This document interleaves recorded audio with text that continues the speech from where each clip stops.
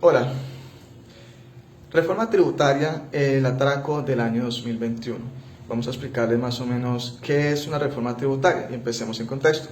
Reforma tributaria es la reorganización de los impuestos fiscales de una nación, o podemos también hablar de la reestructuración del sistema de recaudo de impuestos fiscales para facilitar el financiamiento de programas sociales, subsidios, y que el Estado, por medio de que tiene unos convenios para garantizar derechos básicos y fundamentales, los derechos humanos, que normalmente el Estado debe garantizar, como la educación, la salud, en fin, y otros campos en materia social y económica.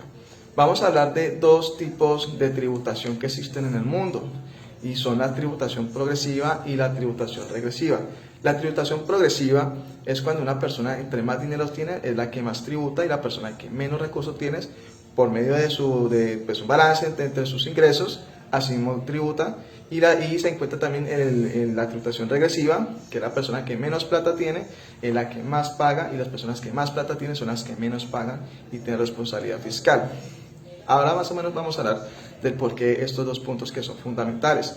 También voy a hablar acerca del Fondo Monetario Internacional, el FMI, porque en parte de eso, y pocas personas hablan sobre el tema, también hay una responsabilidad de cierta manera de carácter, de cierta manera, con una entidad internacional como el Fondo Monetario Internacional, el FMI, puesto que el Fondo Monetario Internacional, para poder usted acceder a un préstamo, tiene que cumplir ciertos requisitos para poder facilitar el pago de sus deudas. Nosotros tenemos una deuda internacional con el Fondo Monetario Internacional que se ha pagado 3 veces el valor prestado hasta el momento a punta de intereses. ¿Y por qué hablamos del Fondo Monetario Internacional? Porque en medio de la pandemia, el Fondo Monetario Internacional, el FMI, pidieron su suspensión de pago de deudas para que los países que tuvieran deudas con esta entidad pudieran dedicarse especialmente a atender las crisis de pandemia. Muchos países requirieron de este recurso, entre gran mayoría son países africanos, para poder solventar un poco su responsabilidad como deudores y poder atender un poco la pandemia. Brasil y Argentina le pidieron al Fondo Monetario Internacional la condonación de sus deudas. En Colombia ocurrió algo muy particular. 40 congresistas en el país, entre esos la gran mayoría de la oposición, como el Pueblo Democrático con Wilson Arias, del partido FARC también, de la Alianza Verde, de la Lista de los Decentes y otros alternativos, aglomeraron para poder hacer una petición escrita al presidente de la República y al ministro de Hacienda y Crédito Público, Alberto Carrasquilla. Y le dijo de la siguiente manera, con una campaña que se vio en redes sociales que se hizo llamar #Salvemos la vida y no la deuda, en donde le pidieron al gobierno que le pidiera al Fondo Monetario Internacional que le hiciera la condonación de su deuda, porque en el país ha pagado 3 veces del valor inicial de la deuda a punta de interés, lo que ya habíamos hablado anteriormente. El gobierno, por medio de Carrasquilla, en vez de pedir la condonación de la deuda, pidió un préstamo de 5.400 millones de dólares en un plazo de pagar de 5 años. O sea, en vez de pedir que de cierta manera se perdone esa deuda, pide más préstamos y pide otras cosas que, pues, Fondo Monetario Internacional, lo que yo decía inicialmente de hablar de esta entidad, pide unos requisitos para poder hacer el préstamo y facilitar, y que se garantice que se le dé de cierta manera el pago de sus deudas con intereses, entre esos reformas tributarias regresivas. O sea, es un punto clave que hay que tener muy en cuenta con respecto a lo que es reforma tributaria, porque en el medio de investigación de todo lo que es esta parte de reforma tributaria se encontró muchas cosas técnicas que el común denominador en Colombia, que la educación aquí no sirve sino solamente para que las personas no piensen y no sean críticas, dificulta un poco el entendimiento de estas temáticas, que es importante que la gente tenga en cuenta. Entonces, hablamos de que en vez de pedir la condonación, pidieron 5.400 millones de dólares de plazo de pagar de 5 años para poder estar al saldo con esta deuda. Duque, que en campaña, recordemos que su eslogan como tal su lema como tal de campaña era más salario, menos impuestos, pues todos ya vimos que es menos salarios, más impuestos, y vamos a explicar ahora por qué las reformas tributarias, eso contradice su campaña por completo, y también porque Duque en campaña prometió que se iba a hacer cacería de brujas contra las personas que hicieran evasión de impuestos. Porque las personas que iban impuestos de cierta manera están robando al Estado por no tributar de la manera que le corresponde y no declarar sus bienes como debe de ser. Vamos a mirar acerca de cuánto se está evadiendo impuestos anualmente desde que llegó Duque al poder. En el 2018 se evadieron aproximadamente 43.2 billones de pesos en evasión de impuestos. En 2019 se evadieron 47 billones de pesos en este mismo carácter de evasión de impuestos. Muchos de ellos por no declarar sus ingresos y movimientos financieros, y también personas que se encuentran en estos momentos involucrados en casos de que sus cuentas bancarias se encuentran en paraísos fiscales como Panamá. Panamá, que se ha declarado un paraíso fiscal, en gran medida las personas que tienen sus cuentas bancarias, sus acciones empresariales, la tercera parte de esa población son colombianos. O sea que la gran mayoría de personas que están evadiendo impuestos se encuentran en Panamá específicamente, sus ingresos que no declaran ante el país. 60% de los productos de la canasta familiar se encuentran agravados con distintas tarifas de IVA. IVA es impuesto de valor agregado que se encuentra más o menos entre el 5% y el 19% de los productos de la canasta familiar. Del 60% de los productos de la canasta familiar hacen ese rango entre el 5 y el 19%, y eso es lo que eleva los precios de los productos de lo que usted ve en el mercado, lo que es arroz, la carne, la leche, los huevos e infinidad de otros productos. Actualmente, que el IVA como tal es uno de los que más se recauda impuestos en la nación. El IVA actualmente con los alimentos recae de la siguiente manera en porcentajes. El 22% recae sobre las personas más pobres, el 20.56% de los más vulnerables, el 14.57% en la clase media y el 7.51% de las personas que tienen más ingresos, los más ricos de los ricos en el país. IVA se ha vuelto un impuesto bastante regresivo, según lo que vemos acá, que los más pobres son los que más pagan y los ricos son los que menos pagan en tributación. Vamos a explicar más o menos el por qué. En Colombia, la mayoría, el 48.1%, perdón, se encuentran en la informalidad en la población. O sea, como tal el empleo en Colombia, el 48.1% son empleos informales. ¿Qué quiere decir? Personas que son del diario rebusque para poder solventar sus necesidades básicas y fundamentales. Las personas que normalmente recurren a este tipo de rebusque, por así decirlo, son las personas que mercan de manera diaria y no quincenal o mensualmente, como pues lo adecuado, por así decirlo, pero su economía no le da. Eso quiere decir que las personas que en su mayoría son personas vulnerables, pobres, son las personas que llegan al rebusque, son las que más tributan porque son las que compran de manera diaria en los mercados y se gastan mucho más en materia de canasta familiar. En plena pandemia y en olvido estatal se reportó que 32% de las familias colombianas declararon que comían de 1 a 2 platos por día. Y esto la cuestión es que en medio de la pandemia se vio esto, pero el problema es que la crisis como tal social que vivimos viene mucho antes de la pandemia y vamos a explicar más adelante el por qué. Con la actual reforma tributaria, el porcentaje de la universalidad del IVA, ¿qué quiere decir universalidad? Que es que todos los productos van a ser agravados por medio del valor del índice del impuesto de valor agregado, que es el IVA, toda la canasta familiar, eso se refiere a universalidad. En los porcentajes como tal de las personas que más se van a recaer, unos más que otros, nuevamente, van a elevarse un poco más, unas clases más que otras, o sea que los más pobres son los que siguen pagando más, y con esta tabla elevada es más o menos con cómo se distribuye la recaída de este impuesto y de esta responsabilidad fiscal. La clase media con esta reforma tributaria sería el 44% del IVA como tal de recaudo. Los más vulnerables serían el 26%, los pobres serían del 19% y los ricos, los más ricos en Colombia, serían del 10% de recaudo y de responsabilidad fiscal sobre la cuestión de carácter de IVA.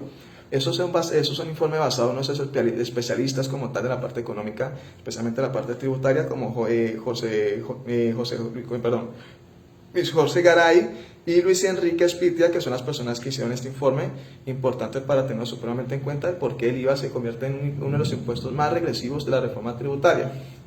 La meta de esta nueva reforma es de recolectar 20 billones de pesos y el 81% de estos recursos van a caer y dependerán de cierta manera del índice de valor agregado IVA, que vuelvo y les digo sería un impuesto universal en la canasta familiar, y ahí es donde va ahí es donde va como tal el balance general de reforma tributaria, que es una reforma supremamente regresiva y menos progresiva como debería de ser. Como pilar central de esta reforma tributaria, vuelvo y digo, la universalidad del IVA y la ampliación de base de declaración de renta. Hay que aclarar una cosa es declarar renta, que no equivale a pagar impuesto con base a la declaración de renta. ¿Por qué lo decimos? Porque vimos el caso, por ejemplo, de Álvaro Uribe Vélez, Paula Andrea Holguín Iván Duque, Marta Lucía Ramírez, Alicia Arango, que ellos publican su declaración de renta, pero al momento de ser pago sale con 0 pesos de pago de impuestos por declaración de renta. O sea que eso no garantiza que entre más personas estén tributando, más personas estén declarando renta, significa que más ingresos van a ser el Estado, porque eso no garantiza nada. Si fueron 78 congresistas más o menos que salieron en saldo cero en declaración de renta, ya imagina a los más ricos que también recurrirán a este mismo de beneficios, como son beneficios de donaciones o cosas por el estilo, que ellos permiten de que su declaración de renta resulte en cero un pago de impuestos. Cada reforma tributaria se vende con la idea de que es una ley que va a luchar contra la reducción de la pobreza, la ampliación de empleos formales y la baja supuestamente del desempleo en el país, porque ellos tienen una teoría. Duque y Carrasquilla tienen una teoría en la cual ellos, y todos los gobiernos anteriores también han tenido este tipo de teoría, en donde dicen que las personas entre más ricos sean, su fortuna como tal se van a desbordar, y ese desborde de sus fortunas es lo que supuestamente representaría más empleo, más bienestar para la población más vulnerables y mucho más progreso para el país. Pero resulta acontece que esta teoría que ellos manejan es totalmente falsa, y ya la vamos a explicar por qué, más o menos porque decimos que es una paja, es una mentira, y que muchos están comiendo cuento cuando en realidad cifras hablan todo lo contrario. Y decimos por qué. Si se escudan por la reducción del desempleo, no aciertan, y las cifras hablan por sí solas. Porque en el momento en que ingresó Iván Duque, el desempleo en el año 2018 estaba en el 9.7%, en el año 2019 quedó en el 10.6%, año 2020 cerró con el 15.9%. Vuelvo y repetimos que en el 2020 la informalidad llegó al 48.1%. Las personas vendedores informales, entre esos ambulantes, estacionarios y semiestacionarios, que en las diferentes alcaldías, en las principales ciudades, sufren de persecución, como lo que es Bogotá y especialmente Cali también. Cali y Bogotá son los que más sufren con la cuestión de los vendedores informales, que son las personas que se van del rebusque, pero la represión policial hace que este tipo de personas sean criminalizadas de cierta manera por rebuscarse la vida y por no llevarse un plato de la comida a sus casas. Cada reforma tributaria muestra que la anterior es un fracaso, y peor con Iván Duque, que desde que tomó el poder sus medidas económicas empobrece al pueblo, y se evidencia con las siguientes cifras.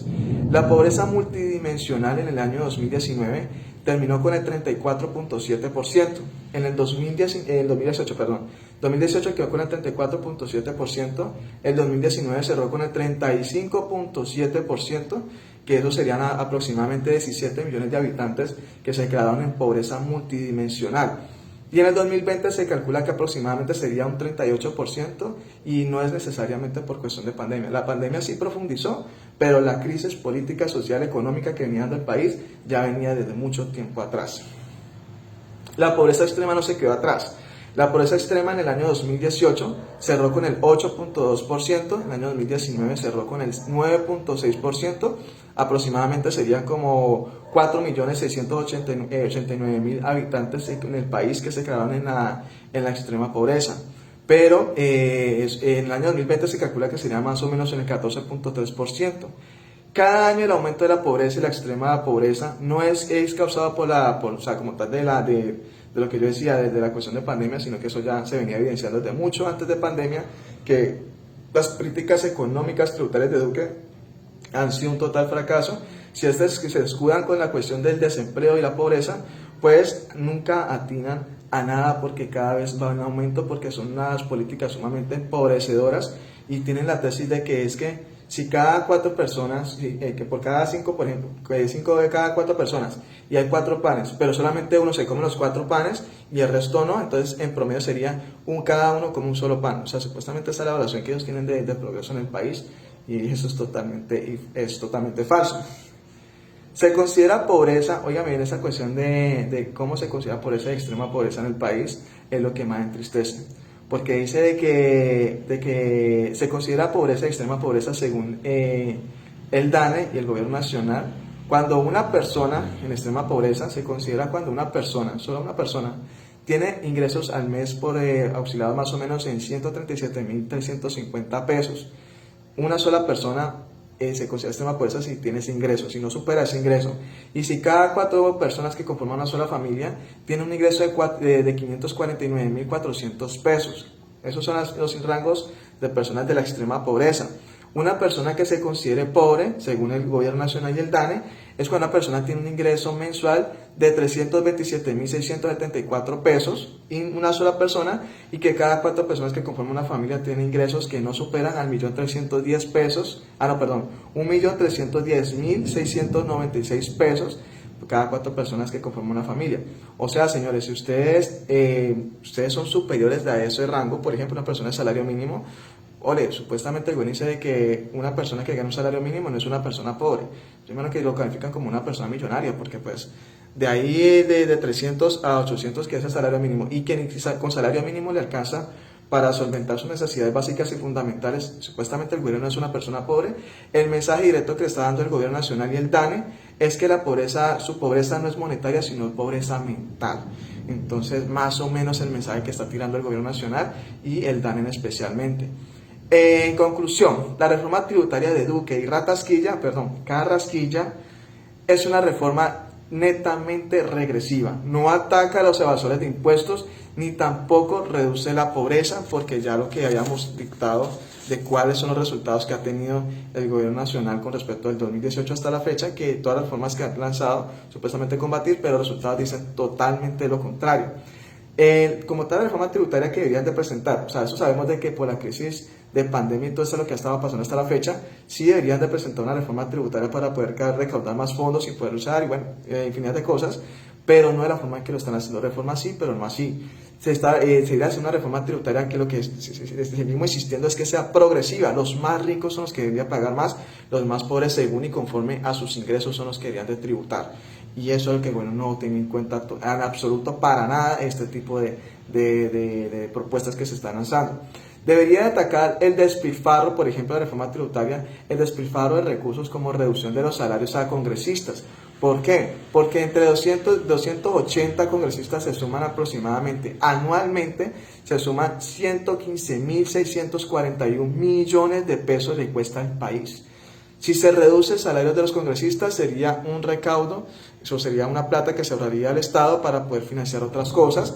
O, por ejemplo, también el programa Show que Iván Duque está lanzando todos los días, ese programa ya cumple como un año aproximadamente, que ese programa Show que sale Iván Duque a las 6 de la tarde, que no lo es solamente la madre de él, aproximadamente le cuesta al país anualmente 14.560 millones de pesos al país.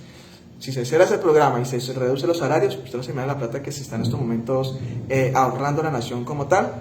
Según la Fiscalía, se habla de que por corrupción se están desviando 90 billones de pesos, según la Fiscalía. La Contraloría tiene un dato mucho más pequeño, pero igual de preocupante, y es que anualmente se reporta que la Procuraduría que se desvían, los recursos públicos se desvían y terminan en los bolsillos de los corruptos, con un valor de 50 billones de pesos en total.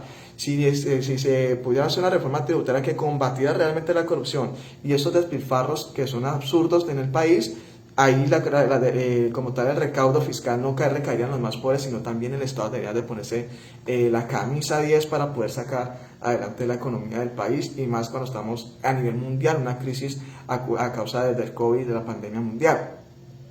Mientras a las personas más ricas se les reduce la responsabilidad fiscal, hace poquito, en plena pandemia, recibieron subsidios millonarios como el del Programa de Apoyo de Empleo Formal, PAEF, donde el señor Luis Carlos Sarmiento Angulo, Jaime Gilinski, Carlos Ardila Lula y Alejandro Santo Domingo recibieron millonarias ayudas del gobierno nacional mientras la gente se estaba muriendo de hambre en plena pandemia. Ahí va una cuestión de que los más ricos son los que más reciben subsidios y ayudas, mientras los más pobres totalmente olvidados. Y es que la cuestión del castrochavismo, pero vemos castrochavismo en este caso colombiano a la inversa, que en vez de ayudar al pobre y en vez de subsidiar al pobre, se le subsidia más a rico y se le ayuda más a rico, mientras el pobre se la pasa aguantando hambre. Los super ricos pagan menos de la tercera parte de su declaración, a veces el 5% por cuestiones de subsidios, por cuestiones de evasión de impuestos, por cuestiones de que no declaran por completo todos sus movimientos fiscales, sus movimientos financieros y económicos. Y los que debemos de pagar el robo son la clase media y la clase baja. El robo que estos evasores le están haciendo al Estado, porque la codicia de los más ricos, eso no tiene, es un pozo sin fondo que nunca se va a desbordar y que nunca va a producir riquezas para la gente, ni que nunca van a dar más empleo. Entre menos le esté de recarga fiscal para los más ricos, es una total avaricia y eso nunca ha pasado en el país, de que entre más ricos sean los más superpoderosos, más van a beneficiar el pueblo, porque es totalmente falso y lo estamos evidenciando en las cifras que estamos dictando. Y por último, bueno, la cuestión es que las personas que quieran hablar de este tipo de problemáticas como reforma tributaria, se recomienda un poquito que sean más específicos, porque el común denominador de los colombianos no entienden bien acerca de la parte económica, no entienden bien la parte fiscal, ni muchos temas que al momento de dársela a conocer al pueblo sería muy enredante el tema y muy complejo. El tema es complejo, el problema es que lo hacemos mucho más complejo con el léxico que estamos usando y que la gente se queda queda un poco perdida con muchos temas que las personas del común denominador no manejan. Entre esos, todo lo que he hablado se ha sacado información directamente de los estudios del DANE, del Banco de la República, estudios de Jorge Garay, y Luis Enrique Espitia, que son las personas expertas en materia tributaria. Editorial del Tiempo también acerca de cómo se hace entrevistas respecto al aumento de la pobreza, y también una persona que fue fundamental para poder entender un poco más de los porcentajes y toda esa cuestión, que se encuentra en YouTube, el profe Andrés, un youtuber que se dedica más que toda la parte contable y financiera, y es muy importante que se aprenda un poco más para que evitemos más ignorancia. Las personas que les haya gustado el video, compártanlo. Si alguna cosa me escriben ahí en la parte de abajo. Estoy pendiente de alguna cosa. Este es el tema que habíamos quedado, reforma tributaria. Si les gustó, compártelo. Si no, ahí damos comentarios, ¿vale? Muchas gracias. Excelente resto de día.